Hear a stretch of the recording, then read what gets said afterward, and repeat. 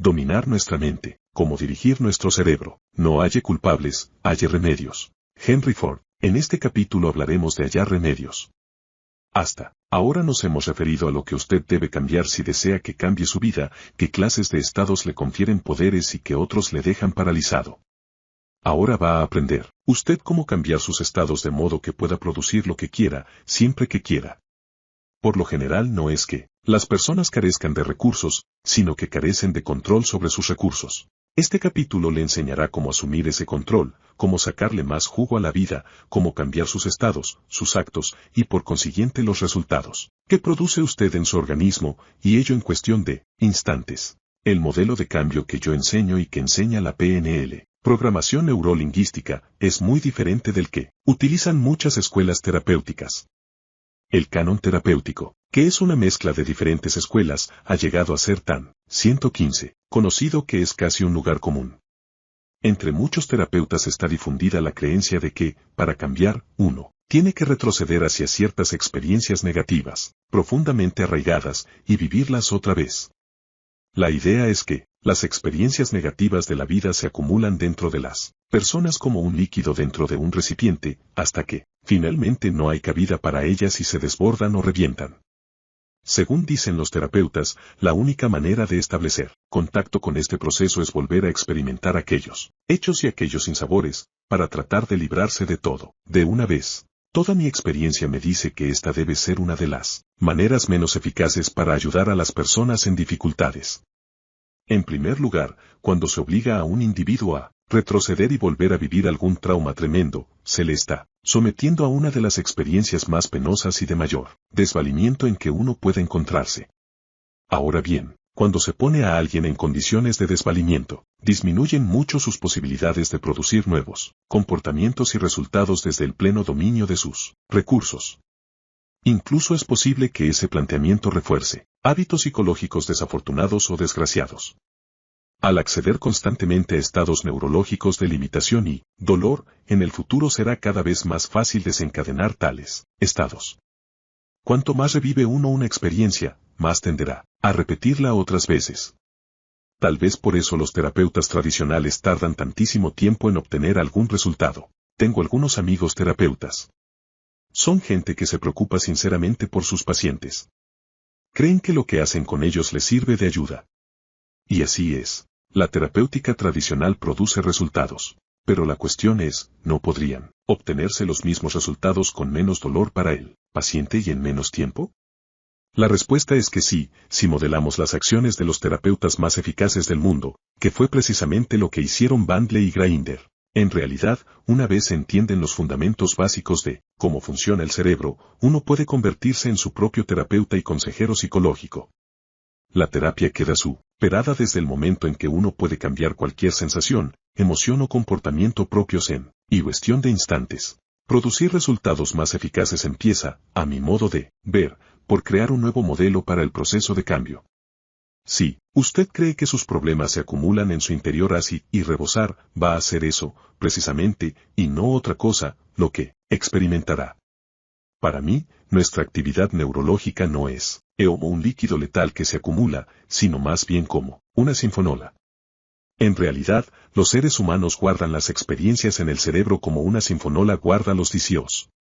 Y esos registros pueden reproducirse a voluntad cuando incide el estímulo oportuno del medio ambiente, como si se apretase un botón de la máquina. Por tanto, nosotros podemos optar por recordar experiencias o apretar botones que correspondan solo a canciones de alegría y buena suerte, o por el contrario, apretar aquellos botones que van a hacernos daño.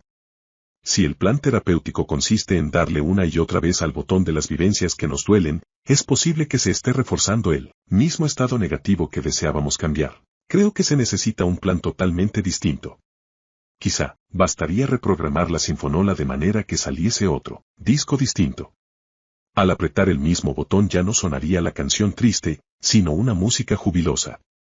O podríamos regrabar el disco, es decir, tomar esos recuerdos antiguos y cambiarlos. La cuestión es que los discos que uno no toca tampoco se acumulan hasta explotar. Eso es absurdo. Y así como es sencilla la tarea de reprogramar una sinfonola, también es sencillo cambiar nuestros modos de producir sentimientos y emociones de desvalimiento. no es necesario volver a pasar por las vivencias dolorosas para cambiar nuestro estado.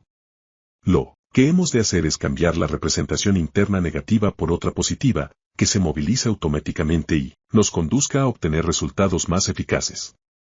Hay que aumentar la potencia de los circuitos que llevan al éxtasis y cortar la corriente a los circuitos del dolor. La PNL contempla la estructura, no el contenido de la 117, experiencia humana. Si bien, desde un punto de vista personal, podemos simpatizar con ella, en realidad lo ocurrido nos importa un rábano. Lo que sí nos importa, y mucho, es cómo ha construido usted en su mente lo que ocurrió. ¿En qué se diferencia su modo de producir un estado de depresión del que da lugar a uno de éxtasis? La diferencia principal está en la manera de estructurar las representaciones internas. Nada tiene ningún poder sobre mí, a no ser el que yo mismo le concedo mediante mis pensamientos conscientes. Anthony Robbins. Estructuramos nuestras representaciones internas a través de nuestros 5 sentidos, la vista, el oído, el tacto, el gusto y el olfato. O, dicho de otra manera, experimentamos el mundo en forma de sensaciones visuales, auditivas, sinestésicas, gustativas y olfativas. Es decir, que cualquier experiencia que tengamos almacenada en nuestra mente se ha de representar por medio de estos sentidos, en particular a través de las 3 modalidades predominantes, que son los mensajes ópticos, acústicos y sinestésicos. Estas modalidades son agrupaciones extensas de nuestros modos de formarnos las representaciones internas. Podríamos considerar que los 5 sentidos o sistemas de representación son los ingredientes con los que componemos toda experiencia o resultado. Recuérdese que si alguien consigue un resultado determinado, este se crea por medio de acciones determinadas, tanto mentales como físicas.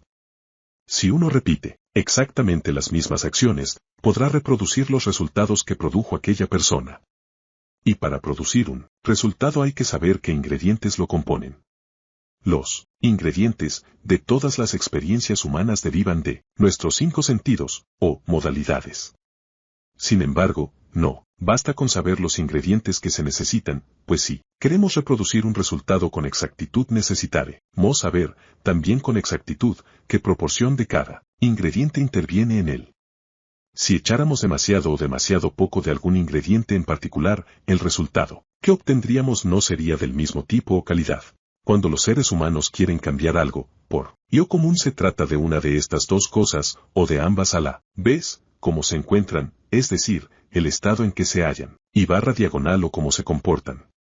Un fumador, por ejemplo, a menudo desea cambiar la manera en que se siente, el estado, física y emocionalmente, así como también el hábito rutinario de encender un cigarrillo tras otro. En nuestro capítulo sobre el poder de nuestros estados explicamos que hay 2 maneras de cambiar el estado de las personas y por tanto su conducta, o cambiando su fisiología, con lo que uno se encontrará y actuará de otra manera, o cambiando las representaciones internas. En este capítulo trataremos de aprender cómo cambiar concretamente nuestra manera de representarnos las cosas, de tal manera que potencie nuestros sentidos y la creación del tipo de comportamiento que fomentará la consecución de nuestros objetivos. En cuanto a nuestras representaciones internas, son 2 las cosas que podemos cambiar.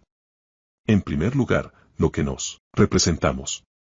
Así, por ejemplo, si hemos imaginado la peor situación posible, podemos acostumbrarnos a representarnos la mejor situación posible. En segundo lugar, cómo nos lo representamos.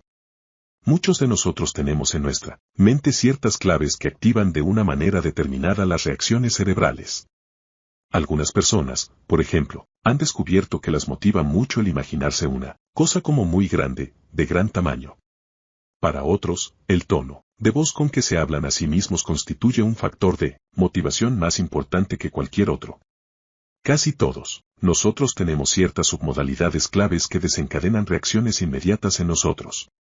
Una vez hemos descubierto las diferentes maneras en que nos representamos, las cosas y cómo nos afectan, podemos asumir el gobierno de nuestra propia mente y empezar a representarnoslas a fin de que nos estimulen y den poder, en vez de limitarnos. 119. Si alguien ha obtenido un resultado que nos gustaría modelar, necesitamos saber algunas cosas más, aparte el hecho de que se representó algo en su mente y se dijo algo a sí mismo. Hacen falta herramientas más afiladas para penetrar de verdad en lo que ocurre en las mentes. Ahí es donde intervienen las submodalidades.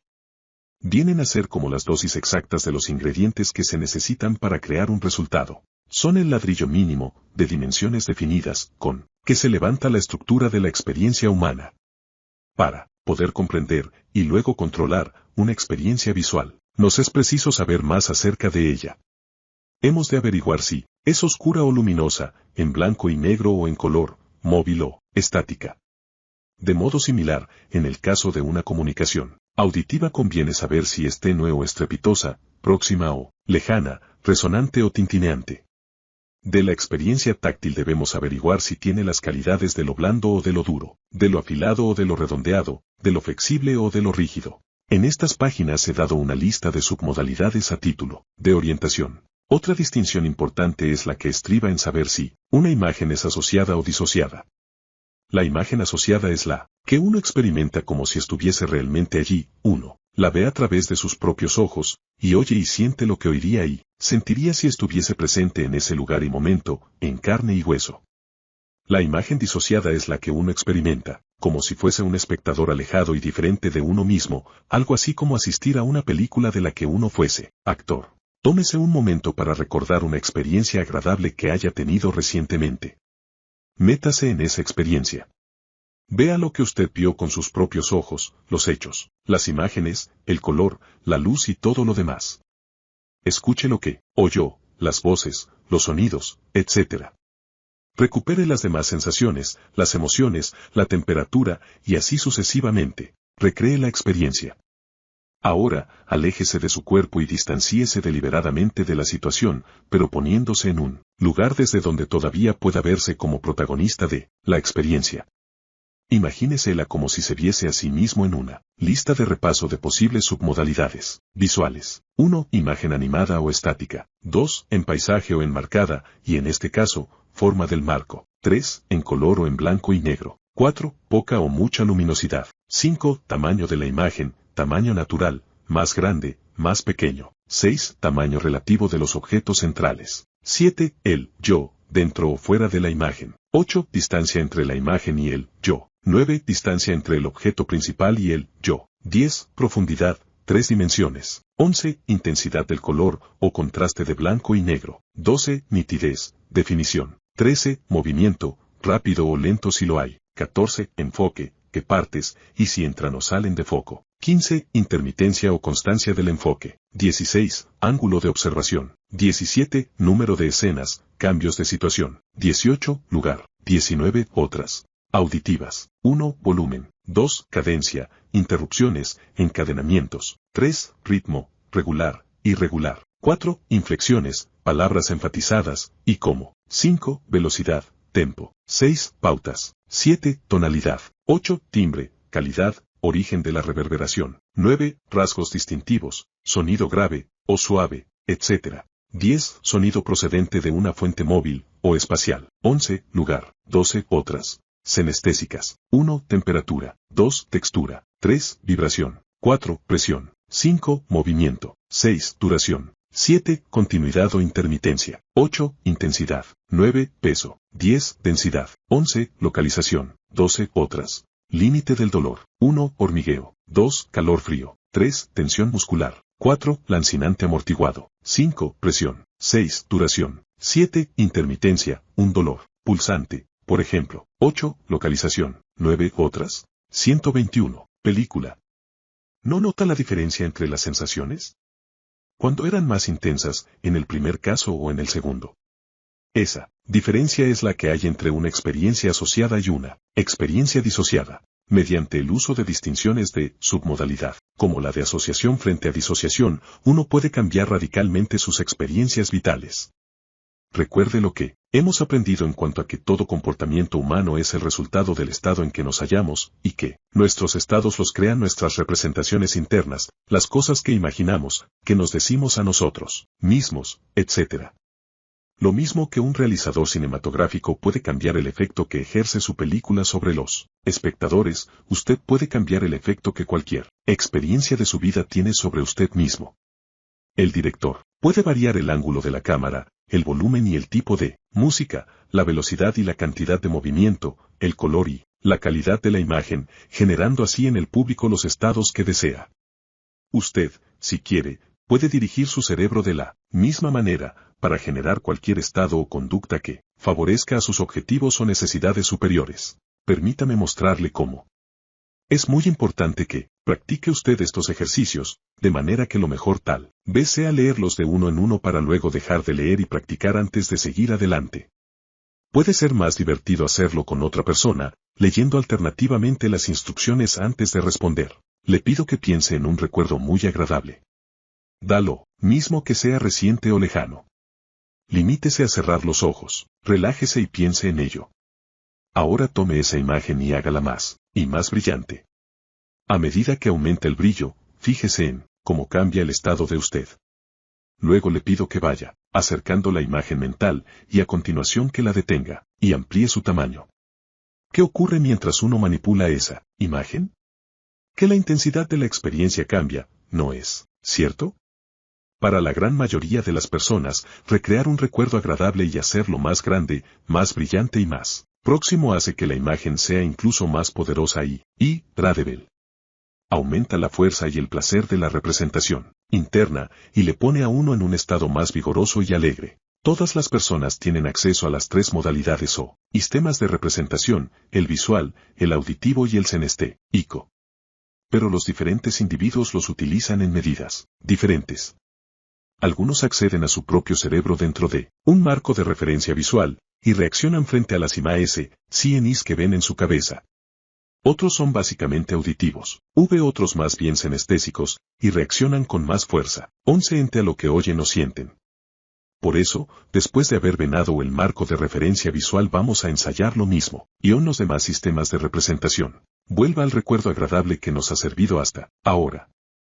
Aumente el volumen de las voces o de los sonidos que oyó. Deles más ritmo, más profundidad, cambíeles el timbre, que sean más fuertes y decididos.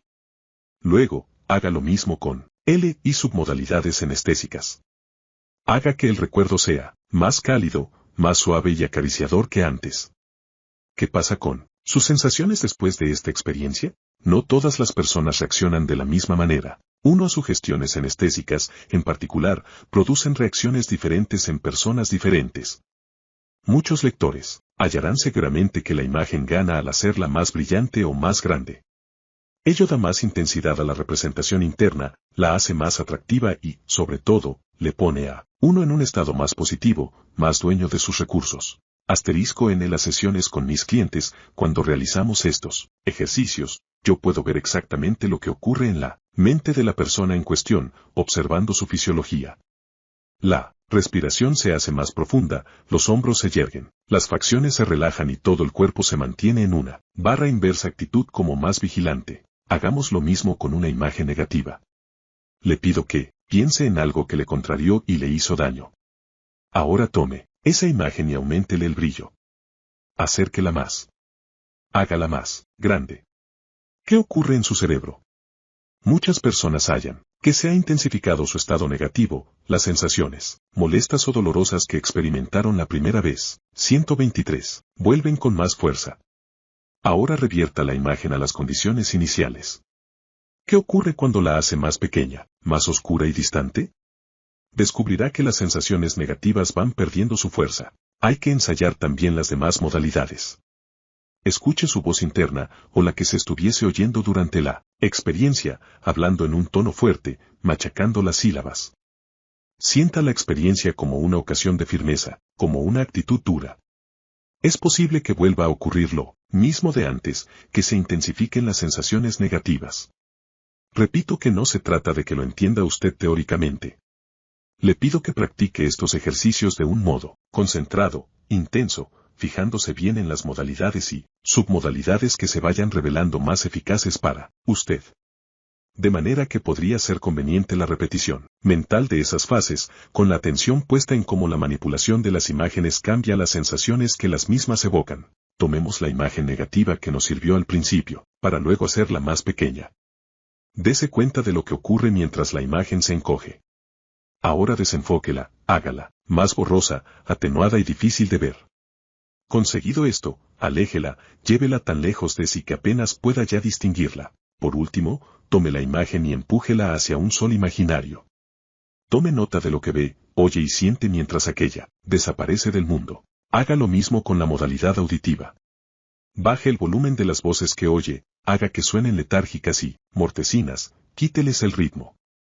Hágalo también con sus percepciones anestésicas, que la imagen acabe siendo floja e insustancial, ajena a usted.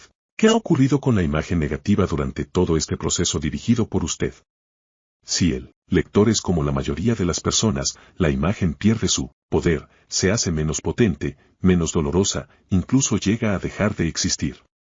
Es decir, que se puede tomar algo que nos ha causado un gran dolor en el pasado y quitarle fuerza, hasta hacer que se disuelva y desaparezca por completo. Creo que este breve experimento puede bastar para dar una idea del poder de esa técnica. En cuestión de escasos minutos, el lector habrá tomado un sentimiento positivo para reforzarlo e intensificarlo, y también habrá logrado desprenderse de una imagen negativa intensa y del poder que ésta ejercía sobre él. En el pasado, usted estaba a merced de los resultados de sus representaciones internas. Ahora ya sabe que no tiene por qué ocurrir forzosamente así. En esencia, usted puede vivir de dos maneras. O bien deja su cerebro siga gobernándole como venía sucediendo en el pasado. En estas condiciones, cuando aquel transmite alguna imagen, sonido o sensación, usted responde automáticamente a la sugestión como el perro de Pavlov respondía al limbre. O bien puede usted optar por dirigir conscientemente su propio cerebro, por implantar las sugestiones que le convenga, por tomar las experiencias y las imágenes desagradables y privarlas de su poder e influencia.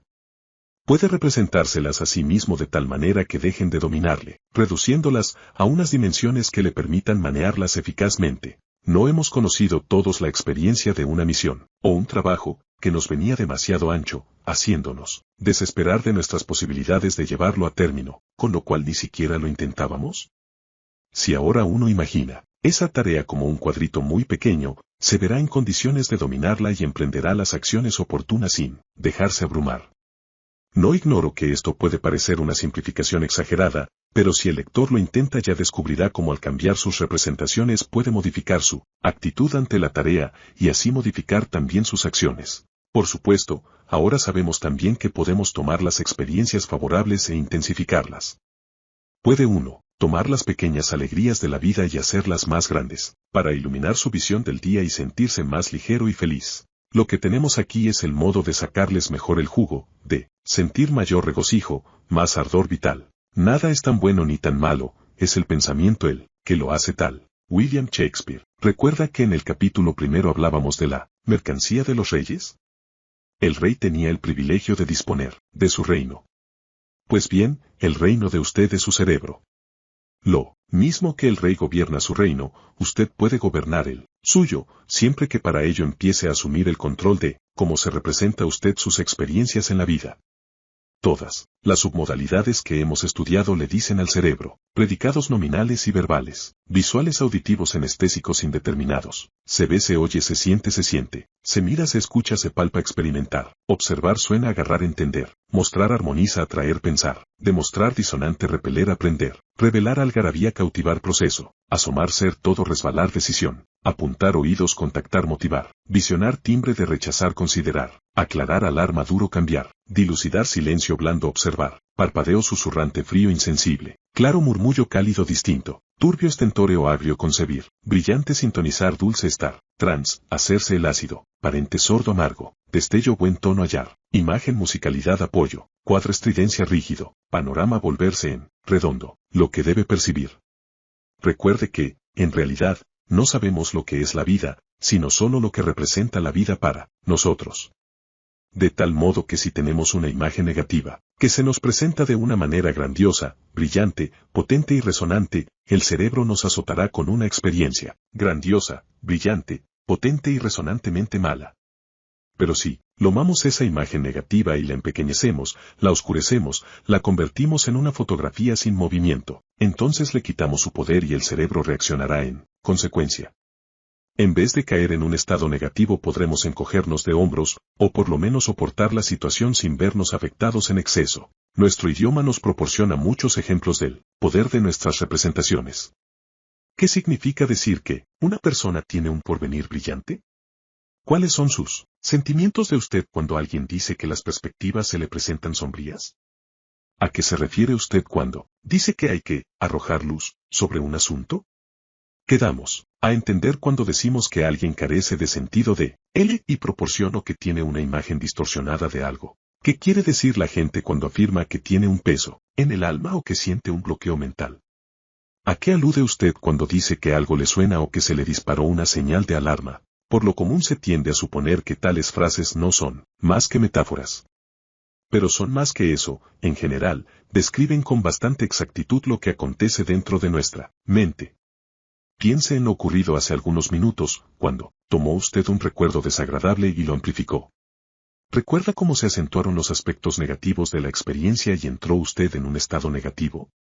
Se puede imaginar una descripción más acertada de una experiencia así, la consistente en decir que se exageró el asunto, fuera de toda proporción. Es porque sabemos instintivamente lo poderosas que son nuestras imágenes mentales. Recuerde que se trata de controlar nuestro cerebro, no de que él nos controle a nosotros. He aquí un ejercicio sencillo que sirve de ayuda a muchas. 127. Frases predicativas. Mediante los predicados utilizados en la comunicación, las personas se representan internamente sus experiencias en las modalidades visual, auditiva o senestésica.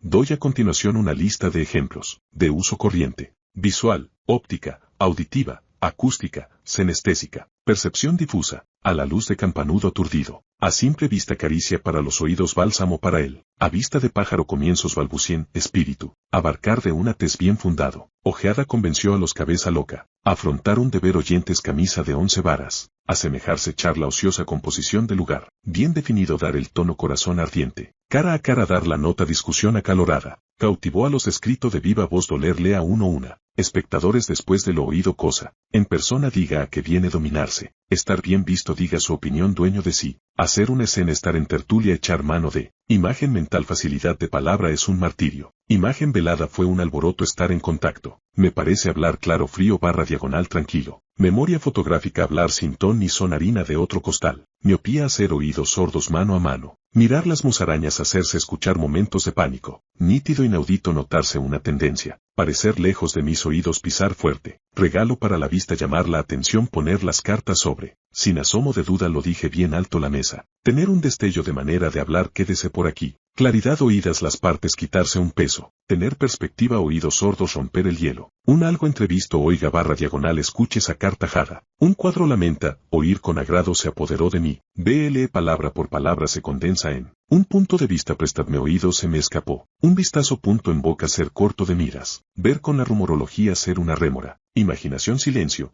por favor suave como un, ver las estrellas unas palabras guante, vérsele a uno el tejemaneje barra diagonal manoseo, plumero tieso barra diagonal estirado barra diagonal rígido, visión de la jugada traído por los pelos, ya lo veremos, asterisco el objetivo, al igualar predicados, es, adaptarnos al lenguaje, que utiliza nuestro interlocutor, con el fin de crear una corriente de entendimiento al principio de una relación, personas. ¿Se ha visto usted atormentado alguna vez por un diálogo interno incesante, por una de esas situaciones en que el cerebro se niega a callar? Muchas veces nuestro cerebro dialoga consigo mismo, interminablemente, como cuando sopesamos los pros y los contras de algún asunto, o cuando tratamos de hallar el argumento que nos daba la razón definitiva en una antigua discusión, o de ajustar cuentas con un antiguo adversario. Cuando esto le ocurra, basta con bajar el volumen. Haga que la voz suene dentro de su cabeza cada vez más suave, más lejana y más débil. Con eso el problema desaparece para la mayoría de las personas. ¿Y el caso de los diálogos internos que le recuerdan a uno sus límites? Oiga, ¿cómo dicen ahora las mismas cosas, solo que con voz insinuante, en cadencia y tono provocativos, de caricia sexual? No serás capaz de hacer eso. ¿Qué le parece ahora? Puede ocurrir que le entren ganas de hacer justamente lo que la voz decía que no hiciera. Ensáyelo ahora mismo y experimente la diferencia. Ahora vamos a practicar otro ejercicio. Esta vez, piense en algo de su experiencia que hizo estando totalmente motivado. Relájese y fórmese una imagen mental, lo más clara posible, de aquella experiencia. Voy a preguntarle algunas cosas sobre ella. Tómese tiempo y conteste a cada pregunta, una a una. En esto no hay contestaciones acertadas ni equivocadas. Los diferentes individuos tienen diferentes contestaciones. Mientras contempla usted la imagen, ve una película, o una instantánea. Está en color o en blanco y negro. Es una escena cercana o alejada. A la derecha, a la izquierda, o en el centro. Arriba, abajo o en medio de su campo de visión. Es una situación asociada, es decir, vista por usted, con sus propios ojos, o disociada, o sea, vista como si fuese usted un espectador externo. La imagen está limitada por un marco, o es un paisaje sin unos términos definidos. Es brillante o apagada, oscura o luminosa. Aparece nítida o desenfocada. Mientras practica usted este ejercicio, vaya fijándose en las submodalidades más fuertes para usted, es de 129. Sí hay en las que destacan con más fuerza cuando piensa en ellas. Ahora pase revista a sus submodalidades auditivas y senestésicas. Cuando asiste a la escena, ¿oye su propia voz o las de otros protagonistas? ¿Se trata de un diálogo o de un monólogo? Los sonidos que oye, ¿son fuertes o tenues? Varían las inflexiones o se caracterizan por su monotonía. ¿Son ondulantes o percutientes? ¿Se suceden a tiempo lento o rápido? ¿Van y vienen las voces o se mantienen como un comentario invariable? ¿Qué es lo más importante que usted oye o se dice a sí mismo en esa escena? ¿Dónde está localizado el sonido? ¿De dónde procede? ¿La misma escena es violenta o amable? ¿Hace calor o frío? ¿Predomina la sensación de aspereza o la de suavidad, la flexibilidad o la rigidez? ¿Toca usted sólidos o líquidos?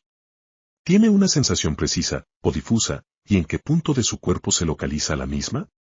¿Recuerda usted algún sabor ácido o dulce? Al principio cuesta contestar a algunas de estas preguntas. Si algún lector, por ejemplo, tiende a formarse sus representaciones internas principalmente por vía senestésica, habrá pensado quizás, yo no veo imágenes.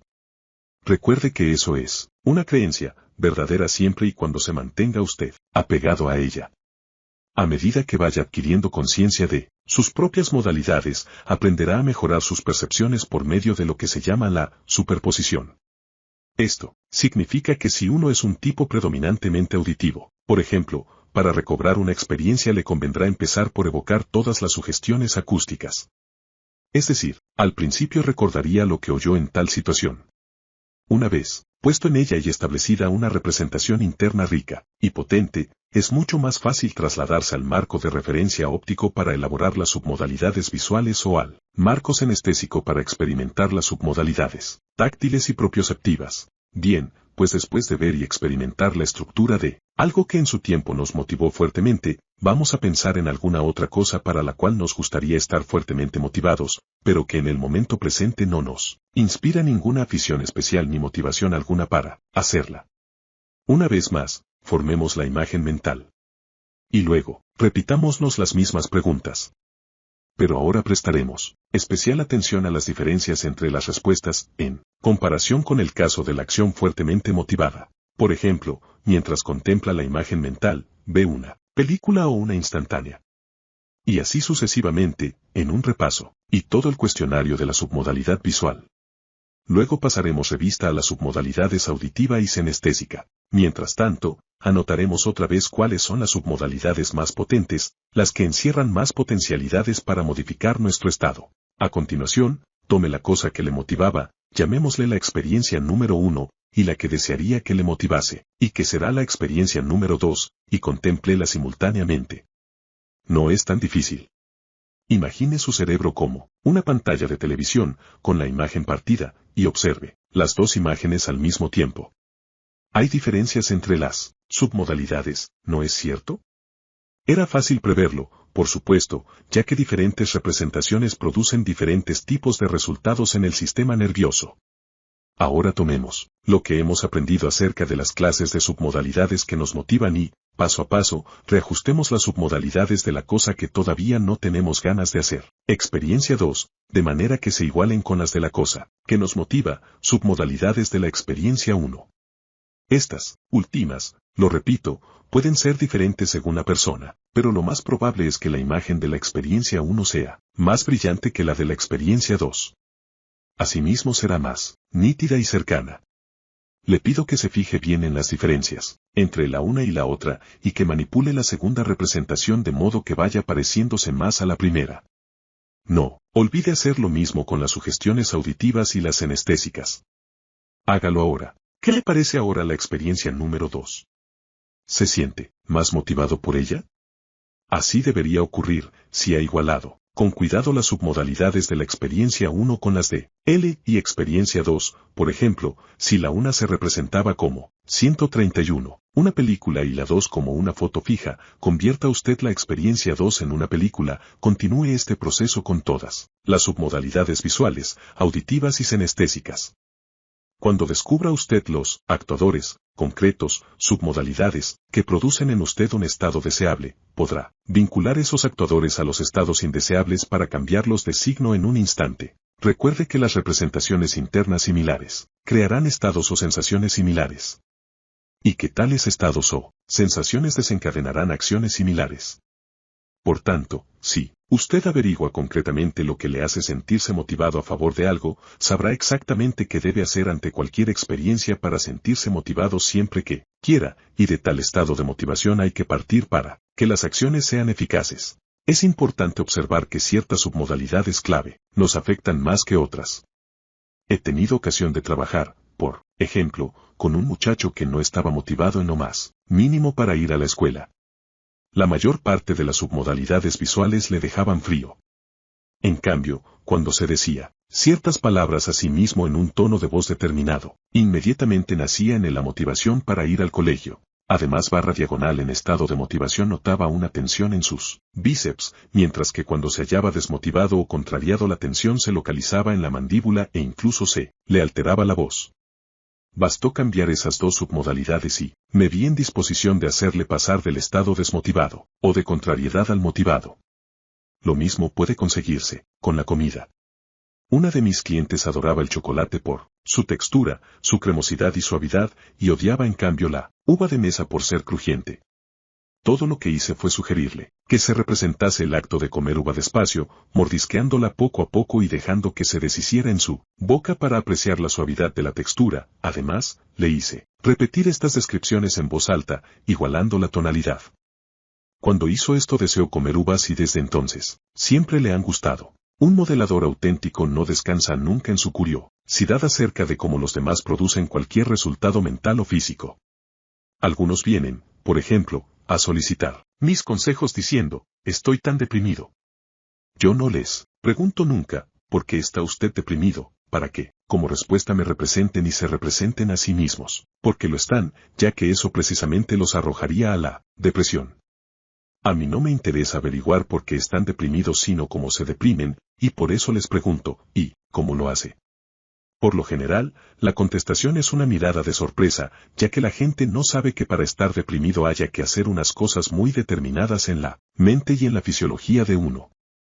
Entonces pregunto, si yo estuviera en su piel, ¿cómo haría para sentirme deprimido? ¿Qué imaginaría? ¿Qué me diría a mí mismo, y qué tono emplearía para decirlo? Estos procesos crean acciones mentales y físicas determinadas y, por tanto, unos resultados emocionales determinados.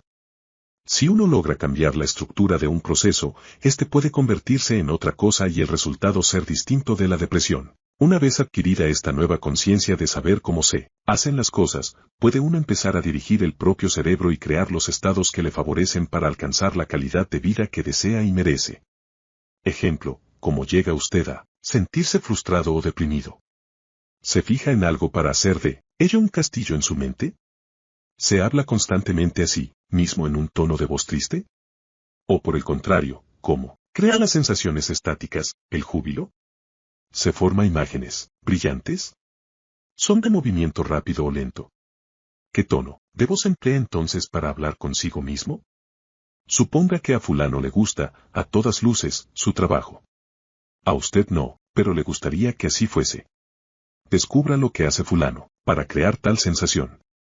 Usted mismo se sorprenderá al comprobar lo poco que cuesta cambiar. He sido testigo de cómo, a menudo, personas que llevaban años en tratamiento, cambiaban sus problemas, sus estados y sus modos de comportamiento en cuestión de minutos. En fin de cuentas, la frustración, la depresión o el éxtasis no son objetos materiales. Son procesos creados por determinadas imágenes y son 133, dos mentales, así como por actos físicos, todo lo cual controla usted consciente o inconscientemente. ¿Se ha dado cuenta de que el uso eficaz de estas herramientas puede cambiar su vida? Si le encanta el reto que le proporciona su trabajo profesional, pero odia hacer la limpieza doméstica, puede optar por una de estas dos soluciones, poner un anuncio en busca de una empleada, o fijarse en la diferencia entre cómo se representa usted el trabajo y cómo la limpieza de la casa.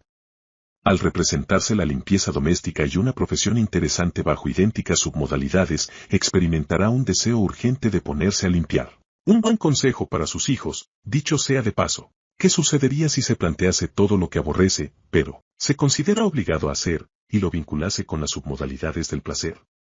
Recuerde que los casos caracterizados por una sensación intrínseca son muy pocos. Uno aprende a juzgar agradables unas cosas y desagradables otras. Basta, pues, volver a etiquetar mentalmente esas experiencias para percibirlas de otra manera. ¿Qué le parecería eso de tomar todos sus problemas y reducirlos de tamaño, además de poner alguna distancia entre ellos y usted? Las posibilidades son infinitas. Usted es quien manda. Importa recordar que, lo mismo que cualquier otra habilidad, esta exige repetición y práctica. Cuanto más a menudo se repitan conscientemente esos sencillos cambios de submodalidad, más pronto se conseguirán los resultados deseados. Quizá descubra que, para usted, cambiar el brillo o nivel de luminosidad de una imagen tiene más efecto que cambiarla de posición o de tamaño. Sabido esto, ya no dudará de que, para manipular algo ha de empezar por modificar la iluminación. Algún lector estará pensando, todo eso de los cambios de submodalidad suena bien, pero ¿cómo voy a impedir que vuelvan al estado anterior? Sé que puedo variar mi humor de momento, y eso vale mucho, pero mejor sería si se consiguiera un cambio más automático y sobre todo más consistente. Ello puede conseguirse con ayuda de lo que llamamos el patrón del tris-tras. Sirve para tratar gran número de los problemas crónicos y los hábitos perjudiciales que se crean las personas. Con el patrón del tris-tras se toman las representaciones internas que nos colocan en un estado de impotencia y se disparan automáticamente otras representaciones internas nuevas que nos ponen en pleno dominio de nuestros recursos tal como deseábamos. Una vez haya descubierto usted qué tipo de representaciones internas le inducen, por ejemplo, a comer más de lo necesario, mediante el patrón del tris-tras creará una nueva representación interna, centrada en otra cosa que tenga más fuerza y que, al ser vista u oída, le induzca a apartar de sí la comida. Si asocia las dos representaciones, cada vez que piense en darse un atracón la primera, llamará automáticamente a la segunda y le pondrá a usted en condiciones de no apetecer los alimentos. Lo mejor del patrón del tris-tras es que una vez implantado con eficacia no resulta preciso recordarlo constantemente. El proceso se desencadena de forma automática, sin ningún esfuerzo consciente. He aquí cómo funciona. Primera fase, identifique el comportamiento que desea cambiar. Luego, fórmese una representación interna de dicho comportamiento como si lo estuviese viendo con sus propios ojos. Si quiere dejar de morderse las uñas, pongamos por caso, represéntese su propia imagen y cómo levanta la mano para acercar los dedos a los labios, y cómo se pone a morderse las uñas. Segunda fase, una vez se tiene una imagen clara del comportamiento que se quiere cambiar, es preciso formarse una representación diferente, una imagen de uno mismo tal como sería si el cambio deseado se hubiese realizado ya, y de lo que tal cambio significaría para usted. Trate de imaginar cómo retira los dedos de la boca, cómo se ejerce una ligera presión sobre los dedos cuya uña iba a roer, y considere sus manos, perfectamente cuidadas, al tiempo que se contempla a sí mismo como una persona elegantemente vestida, de magnífica presencia y muy segura y dueña de sí. Esta imagen de 1.35, mismo en el estado deseado debe ser de tipo disociado. Ello se debe a que necesitamos crear una representación interna, idealizada, la cual iremos redibujando siempre, en vez de considerarla como algo ya adquirido. Tercera fase, en un tris-tras, permute las dos imágenes, de manera que la experiencia torpe y triste dispare automáticamente la experiencia de seguridad y dominio. Cuando se ha conseguido montar este mecanismo de disparo, cualquier suceso de los que desencadenaban en usted el deseo de morderse las uñas suscitará luego un estado distinto, en el que aspirará a la aproximación hacia esa imagen ideal de uno mismo. Es decir, le habrá abierto a su cerebro un camino totalmente distinto para reaccionar frente a lo que en el pasado suscitaba una reacción negativa. He aquí cómo se hace el tris-tras, empiece formándose una imagen brillante y grande del comportamiento que quiere cambiar. Luego, en el rincón de abajo a la derecha de esa imagen, superponga otra imagen pequeña y oscura, la de cómo quiere usted llegar a ser. Ahora tome esa imagen pequeña y, en menos de un segundo, aumente el tamaño y el brillo, chafando, literalmente la imagen del comportamiento que quiere abandonar. Al mismo tiempo, pronunciará usted la palabra Zumbaa con todo el vigor y el entusiasmo que pueda. No ignoro que esto puede parecer algo infantil, sin embargo, al decir Zumbaa con gran énfasis usted le envía a su cerebro una serie de poderosas señales positivas. Una vez haya construido mentalmente las imágenes, el proceso de sustitución debe efectuarse por completo en menos tiempo del que necesite para decir Zumbaa, y ya tiene usted delante una imagen grande, brillante, nítida y coloreada, de cómo desea ser. La vieja imagen de lo que usted era ha quedado aplastada y hecha polvo. La clave para implantar este patrón reside en la velocidad y en la repetición frecuente. Es necesario que usted vea y sienta de verdad cómo se dilata esa imagen pequeña y oscura, para convertirse en grande y brillante, y cómo ésta invade y revienta la imagen anterior, destruyéndola y sustituyéndola por un cuadro aún más grande y magnífico de cómo quiere usted que sean las cosas. En ese momento experimentará la maravillosa sensación de ver las cosas tal como quiere que sean. Entonces abra un momento los ojos para romper ese estado y vuelva a cerrarlos para repetir otra vez la operación del tris-tras. Empiece por contemplar en tamaño muy grande lo que usted quiere cambiar, y luego haga que la figura pequeña crezca y brille y explote con un Zumbaa. Haga una pausa para recrearse en la experiencia. Abra los ojos, ciérrelos. Vea lo que hay que cambiar. Vea la imagen originaria y cómo quiere cambiarla. Zumba otra vez. Hágalo 5 o 6 veces, tan rápido como pueda. Recuerde, la velocidad es fundamental, y también divertirse haciéndolo. Lo que le está diciendo a su cerebro es, mira esto, Zumbaa, haz esto, mira esto, Zumbaa, haz esto, mira esto, Zumbaa, haz esto, hasta que la imagen antigua produzca el disparo automático de la imagen nueva, de los nuevos estados y, en consecuencia, del nuevo comportamiento. Evoque ahora la primera imagen. ¿Qué ha pasado? Sí, por ejemplo, ha sometido a la rutina del tris-tras el hábito de morderse las uñas, al imaginarse a sí mismo haciéndolo verá que le resulta difícil, que le parece algo antinatural. De no ser así, repita la práctica, esta vez procurando hacerlo con más claridad y rapidez. Asegúrese sobre todo de experimentar, solo durante un brevísimo instante, la sensación positiva que le proporciona la imagen nueva, antes de abrir de nuevo los ojos y volver a iniciar el proceso. Tal vez no funcione si la imagen hacia la cual ha elegido tender no es lo bastante sugestiva o deseable. Es muy importante que se trate de algo sobremanera atractivo, de modo que propicie un estado de motivación o deseo, algo que realmente anhele o que para usted pueda ser más importante que el hábito antiguo. En algunos casos es útil añadir nuevas submodalidades, como el olor o el sabor.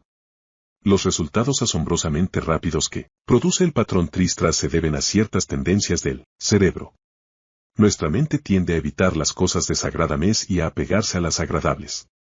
Al hacer que la imagen de 137, uno que no necesita mordérselas una sea mucho más atractiva que el deseo de mordérselas, se le suministra al cerebro una señal poderosa que indica hacia qué tipo de comportamiento debe tender.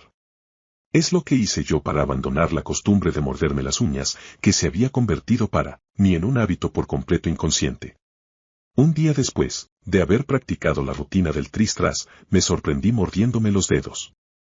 Esto podía interpretarse como un fracaso, pero yo preferí considerarlo como un progreso en la curación del hábito, tras lo cual me limité a hacer 10 ejercicios de tris-tras, y nunca más se me ha ocurrido morderme las uñas. Puede uno hacer lo mismo con los temores o las frustraciones.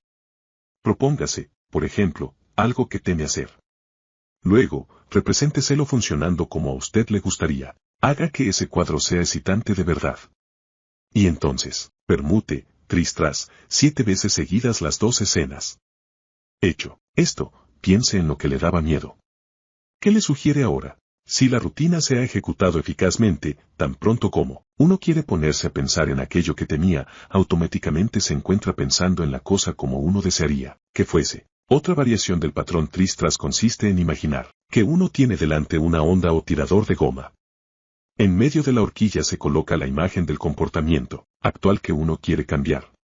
El tirador se carga con una imagen muy pequeña de cómo desearía ser uno mismo. Mentalmente vamos tirando de las gomas hacia atrás, cada vez más atrás hasta llegar a la máxima tensión posible. Entonces se dispara, e imaginamos cómo el proyectil revienta la vieja imagen que tenemos delante y penetra en el interior de nuestro cerebro. Al hacer esto es importante imaginar cómo la goma se tensa más y más, antes de soltarla. En el momento de disparar se dirá, zumba, en voz alta, contemplando cómo se rompe esa vieja imagen de lo que éramos, cuando sufríamos por culpa de nuestras limitaciones. Si se hace correctamente, en el momento de soltar el proyectil, la sensación de que la imagen se precipita al encuentro de uno es tan viva que la cabeza se echa involuntariamente hacia atrás. Ruego al lector que se pare ahora mismo a considerar alguna idea o comportamiento incapacitante que le gustaría cambiar para ensayar la rutina del Tristras con esta metáfora del tirador. No olvide que su mente puede ir contra las leyes del universo en un sentido que es crucial, puede retroceder hacia el pasado. No ocurre lo mismo con el tiempo real ni con los hechos, y sin embargo la mente puede. Digamos que va usted a su oficina y lo primero que ve es que no han terminado un informe importante que usted necesitaba. Ese informe pendiente le pone en un estado más que desvalido. Usted se enfada, sufre debido a la frustración. Su primer impulso sería llamar y echarle una filípica a la secretaria. Pero los gritos no servirán para producir el resultado que usted desearía, sino solo para empeorar aún más la situación. La clave consiste en cambiar su estado, en retroceder y ponerse en un estado que le permita conseguir que se hagan las cosas. Lo cual puede hacerse por el procedimiento de reubicar o resituar las representaciones internas. En todo este libro hablo de ser el dueño y soberano de uno mismo, de dominar y dirigir el propio cerebro. Ahora, empieza usted a ver cómo se consigue. A través de los escasos ejercicios realizados hasta aquí ha visto que está en sus manos la posibilidad de controlar por completo su propio estado.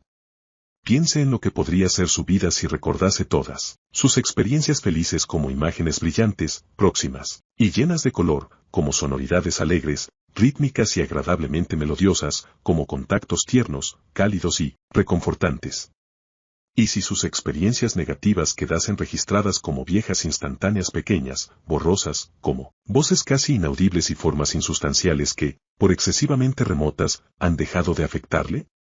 Esto lo hacen los triunfadores de manera inconsciente. Saben cómo aumentar el volumen de lo que les favorece y cómo cortar la voz a lo que les perjudica. En este capítulo, usted ha aprendido a modelar esa conducta. 139. No le sugiero que ignore los problemas. Hay situaciones a las que uno, ineludiblemente, debe enfrentarse. Todos nosotros tenemos algún conocido que, por más que las cosas le hayan salido bien en un 99% durante el día, regresa a su hogar en estado de depresión total. ¿Por qué? Porque una cosa entre 100 resultó mal. De eso que salió mal seguramente hace una imagen enorme, chillona, aplastante, que convierte todo lo demás en sucesos diminutos, muertos e insignificantes. Muchas personas pasan así toda la vida. Son esos clientes que me dicen, siempre estoy deprimido. Lo dicen casi con orgullo, porque el estar deprimido ha llegado a ser parte de su manera de ver el mundo. Pues bien, muchos terapeutas comenzarían por abordar la tarea, larga y ardua, de desenterrar la causa de esa depresión. Dejarían que el paciente les hablase de su depresión durante horas. Hurgarían en el cubo de basura mental de su cliente hasta descubrir vivencias primitivas de tristeza y sufrimientos emocionales pasados. Pero, con esas técnicas se construyen relaciones terapéuticas muy prolongadas y, sobre todo, muy onerosas. Nadie está siempre deprimido. La depresión no es una situación permanente como la de quedarse manco o cojo. Es un estado, y las personas pueden entrar en él o dejarlo. En realidad, muchos de los individuos que pasan por una depresión han tenido en su vida numerosas experiencias felices, quizá más que otros. Lo que ocurre es que no se representan dichas experiencias a sí mismos de una manera brillante, grandiosa y asociada. Además, suelen pintar las épocas felices como algo muy lejano, y no inmediato. Haga una pausa, para recordar algún acontecimiento sucedido la semana pasada, y luego póngase a alejarlo mentalmente. ¿Le parece, ahora que es una experiencia tan reciente? ¿Y si hubiera elegido acercarla, no parecería entonces más viva? Algunas personas toman sus experiencias felices del momento y las distancian como si hubieran ocurrido hace mucho tiempo, en cambio, nunca apartan mucho el pensamiento de sus problemas. Tal vez haya oído usted esta expresión, tengo necesidad de distanciarme un poco de mis problemas. No es que uno deba tomar el avión e irse a algún país exótico, basta con establecer esa distancia mentalmente y se notará la diferencia. Las personas que se sienten deprimidas a menudo tienen la cabeza llena de imágenes grandes, vocingleras, próximas e insistentes de los malos tiempos y apenas una vieja foto gris y confusa de los buenos. Eso no podemos cambiarlo encenagándonos en los malos recuerdos, hay que cambiar las submodalidades que forman la propia estructura de los recuerdos. El paso siguiente consiste en asociar lo que le hacía sentirse mal a uno con las nuevas representaciones que le hacen sentirse capaz de afrontar los desafíos de la vida con decisión, humor, paciencia y energía. Algunos dirán, un momento. Las cosas no se cambian con tanta facilidad. ¿Por qué no? Muchas veces se comprende más fácilmente una cosa en un relámpago de claridad que en años de meditación. Así trabaja el cerebro. Recordemos el funcionamiento del cinematógrafo. Uno ve miles de imágenes que se combinan para dar la sensación de movimiento. En cambio, si un día viéramos un fotograma, y al cabo de una hora otro, y 2 o 3 días después un tercero, seguramente no sacaríamos nada en limpio. El cambio personal sigue un proceso parecido. Si usted hace algo, si produce un cambio en su cerebro ahora mismo, si modifica su estado y su comportamiento, se habrá demostrado a sí mismo, de la manera más espectacular, lo que se puede hacer, con lo cual recibe un impulso más poderoso que si se dedicase a meditar angustiosamente durante un mes. La física cuántica nos enseña que las cosas no varían gradualmente a lo largo del tiempo, sino en saltos discontinuos llamados cuánticos. Nosotros saltamos de un nivel de experiencia a otro.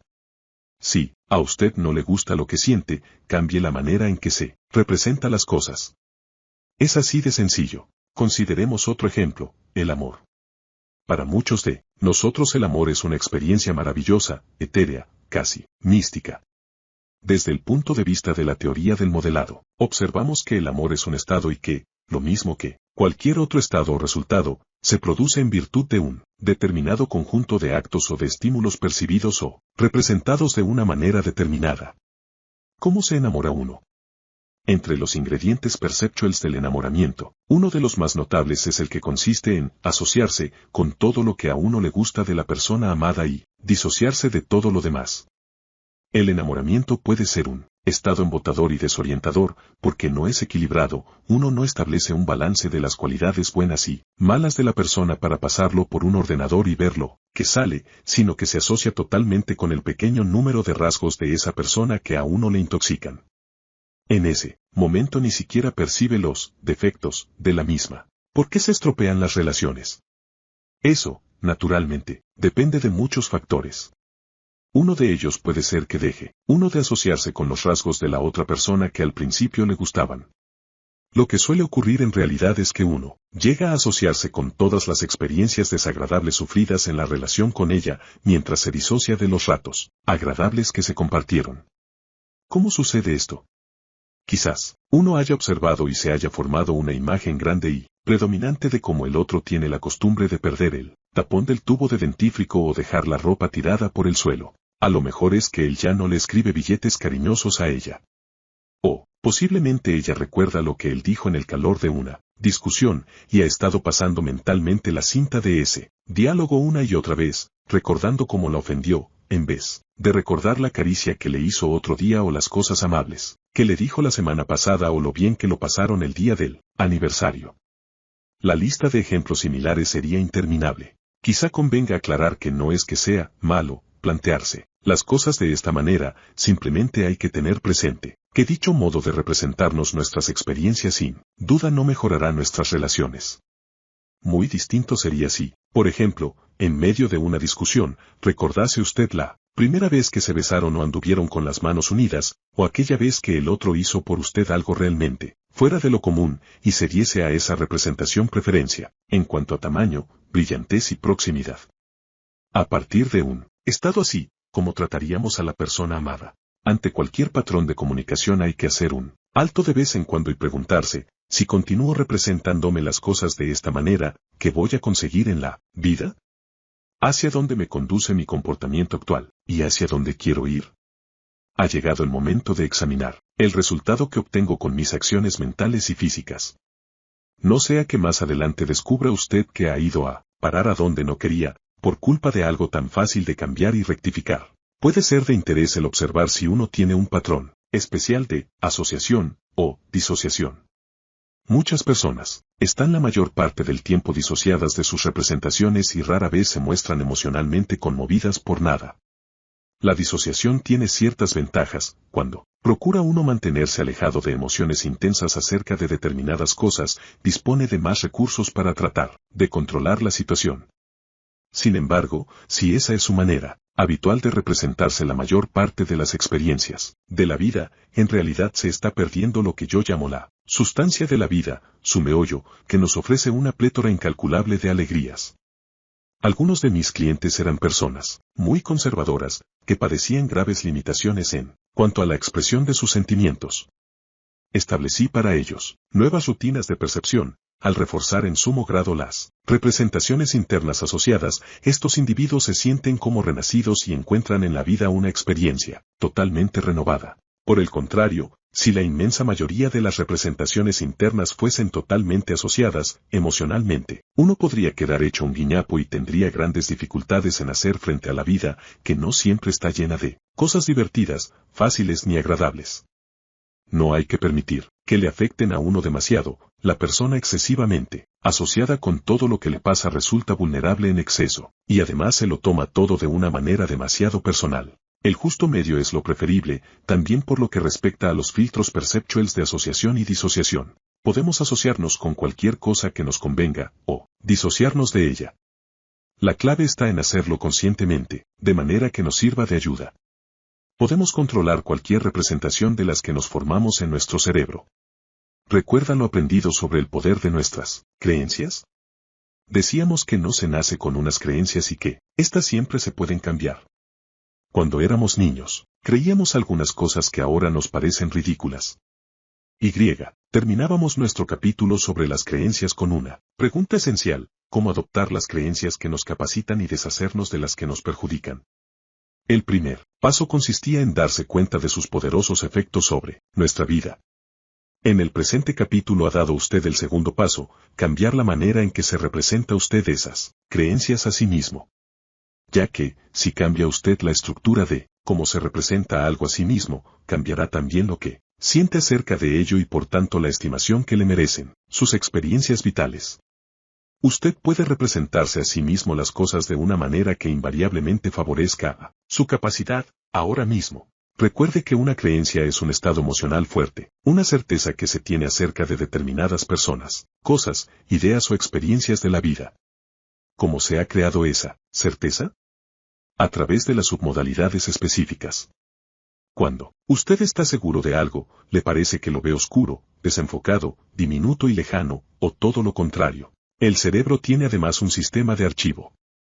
Algunos individuos almacenan a la izquierda las cosas en que creen, y a la derecha aquello acerca de lo cual no se sienten seguros. Ya sé que cuesta creerlo, pero cuando alguien se rige por un sistema de codificación así basta con inducirle a retirar del lado derecho y a poner en el izquierdo una cuestión cualquiera, para que empiece a sentirse seguro de ella. Tan pronto como la ve clasificada en el lado de las cosas que cree, empieza a creer en una idea o un concepto que solo momentos antes contemplaba con incertidumbre. Este cambio de creencia se realiza, sencillamente, al contrastar cómo nos representamos aquello que consideramos absolutamente cierto en comparación con lo que no nos lo parece tanto. Empecemos por alguna creencia que le parezca totalmente inconmovible, que se llama usted John Smith. Tiene 35 años de edad y nació en Atlanta. Cero que quiere a sus hijos de todo corazón, o que Miles Davis es el mejor trompetista de todos los tiempos. Piense en algo que crea sin reservas, con una convicción de certeza total. //inversa. Ahora piense en otra cosa de la que no esté muy seguro, que le gustaría creer pero que no acaba de convencerle. Un ejemplo apropiado podría ser una de las 7 mentiras del éxito, que explicaba en el capítulo 5. No elija una cosa que no crea, en absoluto, pues eso es lo mismo que creer absolutamente, que esa cosa no es cierta. Ahora pase revista a sus submodalidades, como hicimos antes al tratar de la motivación. Recorra todos los aspectos, visuales, auditivos y sinestésicos de la cosa en que cree por completo. Luego haga lo mismo con la otra cosa que no le ofrece tanta seguridad, y preste atención a las diferencias en uno o ambas. Tal vez las cosas en que usted cree se sitúan en un lugar determinado y las que no le ofrecen certeza en otro, o le parecen las primeras más cercanas, o más brillantes, o hay mayor tamaño que las segundas. ¿Se trata en un caso de imágenes fijas y en el otro de películas con movimiento? Seguidamente, haga lo mismo que antes practicamos para L y motivación. Reprograme las submodalidades de la cosa incierta para igualarlas con las de lo que le parece indiscutible. Cambie los colores y la localización, cambie las voces, los tonos, los ritmos y el timbre de los sonidos, cambie las submodalidades de textura, peso y temperatura. Hecho esto, ¿cómo se siente? Si ha acertado a transformar la representación que le causaba incertidumbre, advertirá la certeza de lo que hace solo un momento le parecía dudoso. La única dificultad que experimenta en ello la mayoría de las personas es la creencia de que no se puede cambiar con unta rapidez. Esa sería, por tanto, la creencia que hay que atacar primero. El mismo proceso puede utilizarse para descubrir la diferencia mental entre lo que a usted le causa confusión y lo que parece perfectamente claro y bien entendido. Cuando al 14S, una cosa le produce a usted confusión es posible que sea así, debido a una representación interna diminuta, desenfocada o lejana, mientras que las cosas bien captadas aparecen con proximidad, claridad y enfoque nítido. Observe cómo cambian sus sensaciones cuando modifica usted sus representaciones para que coincidan exactamente con las de las cosas que entiende bien. Por supuesto, el aproximar las cosas o darles más brillo, no intensifica la experiencia para todas las personas, incluso, puede suceder exactamente al revés. A ciertas personas les parece que una representación gana en intensidad cuando se hace más oscura o desenfocada. Todo estriba en averiguar cuáles son las submodalidades clave para usted o para la persona a quien usted desea ayudar a cambiar, luego hay que aplicarse a la utilización de esas herramientas con la perseverancia necesaria. Lo que hacemos en realidad cuando operamos con las submodalidades es volver a etiquetar el sistema de estímulos, que le dicen al cerebro cómo ha de captar una experiencia. El cerebro humano responderá a cualquier clase de señales, submodalidades, que uno le suministre. Un determinado tipo de señales puede comunicarle al cerebro la sensación de dolor. Si se cambian las submodalidades comunicadas, el dolor puede cesar en cuestión de instantes. Recuerdo que en una ocasión, mientras yo dirigía un curso profesional de neurolingüística en Phoenix, Arizona, empecé a observar que gran número de los asistentes daban muestras de una gran tensión en la musculatura facial, lo cual les confería una expresión, a lo que me pareció entender, dolorosa. Pasé revista mentalmente a lo que les iba explicando y no hallé nada que pudiese haber desencadenado tal reacción en tantos individuos. Así que finalmente le pregunté a uno de ellos, ¿cómo se encuentra en este momento? Y él respondió, me duele la cabeza. Tan pronto como se hubo manifestado el primero, otros muchos dijeron padecer el mismo síntoma, hasta que se evidenció que más de un 60% de los presentes tenían cefalalgia. Explicaron que los potentes focos, instalados en el local para filmar un video del cursillo les irritaban los ojos. Además, la habitación no tenía ventanas al exterior y 3 horas antes se había estropeado la ventilación, por lo que el ambiente estaba muy cargado. Todos estos factores habían creado una disposición fisiológica en aquellas personas. ¿Qué podía hacer yo en tal situación? ¿Mandarles que se tomasen una aspirina? Desde luego que no. El cerebro emite señales de dolor, solo cuando recibe estímulos que se representan de tal manera que le dicen que debe sentir dolor. En consecuencia, les pedí a mis oyentes que describiesen las submodalidades de ese dolor. Para unos, se trataba de una sensación de pesadez pulsante, no así para otros. Entonces hice que cambiaran sus submodalidades dolorosas, en primer lugar disociándose ellos mismos del dolor y considerándolo como algo exterior. Luego hice que tomaran distancia respecto de la sensación, pidiéndoles que visualizaran la forma y el tamaño del dolor y lo situaran a unos 3 metros por delante de cada uno, tras lo cual hice que alterasen sucesivamente su representación aumentando y disminuyendo su tamaño. Primero debía hincharse hasta el punto de romper el techo, y luego encogerse, hasta volver al tamaño inicial. Por último empujaron el dolor en dirección al sol y observaron cómo se fundía y disolvía en el rayo de luz que da vida a las plantas. Al preguntarles luego cómo se sentían, y pese a no haber transcurrido más de 5 minutos, el dolor de cabeza había cesado en un 95% de los afectados. Habían cambiado su representación interna, las señales transmitidas para decirle al cerebro lo que debía hacer, de manera que éste, al recibir otras señales distintas, produjo una reacción también distinta. El 5% restante invirtió otros 5 minutos en ejecutar más cambios específicos. Incluso un enfermo crónico de jaqueca que estaba entre los presentes se sintió perfectamente después de este ejercicio. Cuando cuento este caso real, a algunos les cuesta creer que un dolor puede eliminarse con tanta rapidez y facilidad. Pero, en realidad, no es lo mismo que usted solo ha hecho, inconscientemente en más de una ocasión. No recuerda las oportunidades en que, encontrándose mal, se distrajo a 147, siendo alguna cosa, o gracias a algún suceso que atrajo su atención, y que cuando quiso acordarse de su dolor había desaparecido. Es porque usted cambió lo que pensaba o se representaba en su cerebro. El dolor simplemente desaparece y no vuelve hasta que usted se lo representa de nuevo a sí mismo. Con un poco de dirección consciente de sus representaciones internas, usted puede librarse de sus dolores de cabeza cuando quiera. Más aún, tan pronto como uno conoce qué señales producen determinados resultados en su cerebro, puede llegar a sentirse como quiera prácticamente en cualquier situación. Una advertencia final: es muy variado el conjunto de los filtros de la experiencia humana que pueden determinar o afectar a la capacidad para preservar las representaciones internas nuevas e incluso para llevar a cabo los cambios iniciales. Estos filtros guardan relación con lo que valoramos más y con los beneficios inconscientes que quizás obtenemos de nuestro comportamiento actual. La cuestión de los valores y de su importancia la estudiaremos en un capítulo aparte. En el capítulo 16, al tratar de los procedimientos de reencuadre, hablaremos de los beneficios inconscientes secundarios. Si el dolor le envía a usted un mensaje importante sobre algo que debe cambiar en su organismo, entonces hay que atender a esa necesidad, pues de lo contrario el dolor volvería, dado que su función consiste en llamar la atención sobre algo importante. Con lo que ha aprendido el lector hasta aquí basta para mejorar tremendamente su propia vida así como la de quienes le rodean. Consideremos ahora otro aspecto de nuestro modo de estructurar las experiencias. Es un ingrediente esencial que nos permite modelar con eficacia cualquier prototipo. Examinemos, pues, 7. La sintaxis del éxito.